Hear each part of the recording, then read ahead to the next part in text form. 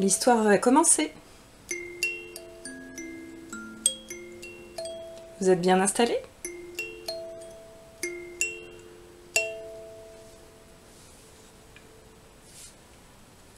Un autre monde, une histoire écrite et illustrée par Frédéric Laurent.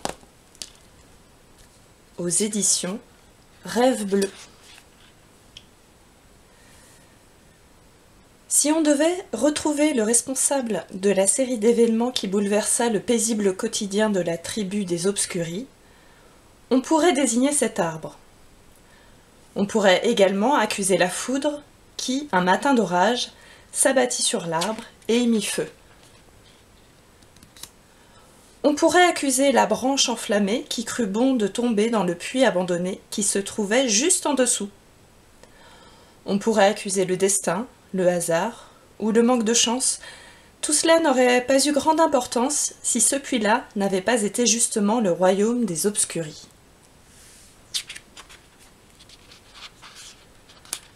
De mémoire d'Obscuris, on n'avait jamais connu que le fond de ce puits.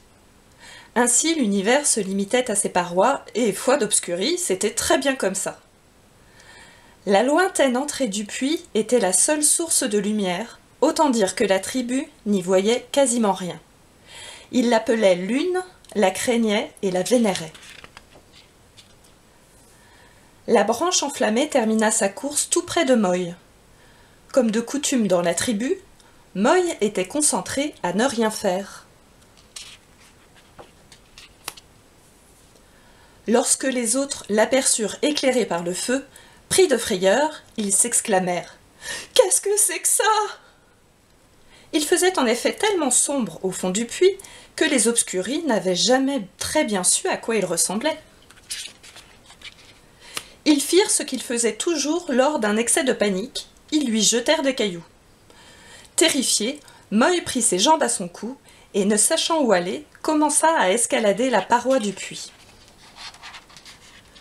Plus il montait, plus la luminosité augmentait et lui brûlait les yeux, mais Moy était trop affolé pour s'arrêter. La lumière l'entoura complètement. Aveuglé et épuisé, il perdit connaissance. Lorsqu'il se réveilla, ses yeux s'étaient habitués à la clarté. Moy regarda autour de lui et fut subjugué par la richesse de ce qu'il voyait. Il partit explorer les alentours du puits. Moy découvrit qu'il existait une infinité de couleurs, de sons, de parfums, de goûts et de textures. Il vit une multitude de créatures et de plantes, toutes différentes les unes des autres. Il constata que le monde était infiniment riche. Moy se dirigea vers un étang. En se penchant au bord de l'eau, il aperçut son reflet. D'abord bouleversé, il finit par s'habituer à son image. Au bout de quelque temps, il se sentit triste. Certes, les Obscuris lui avaient fait du mal, mais il était des leurs et il lui manquait. Et puis, s'il ne pouvait partager ses découvertes, à quoi bon? Moy se dirigea vers l'entrée du puits. Il commença sa descente à tâtons. Ses yeux s'étant habitués à la lumière, il n'y voyait plus rien. Lorsqu'enfin il aperçut quelque chose, il réalisa qu'il se trouvait entouré de toute la tribu, méfiante. Moy raconta alors son incroyable aventure. La lumière, les animaux et les fleurs, les goûts et les senteurs. Il raconta même qu'il avait vu son reflet dans l'eau. Un monde extérieur existait. Personne ne devait en avoir peur. La réaction des siens ne fut pas celle qu'il espérait. Ils ramassèrent des cailloux en criant « Je n'ai rien compris! Tu mens! Tu es un fou! Il nous prend pour des imbéciles !» Moy, réalisant que personne ne le croyait, dit « Vous avez raison. Rien de tout cela n'est réel. Ne me jetez plus de pierres.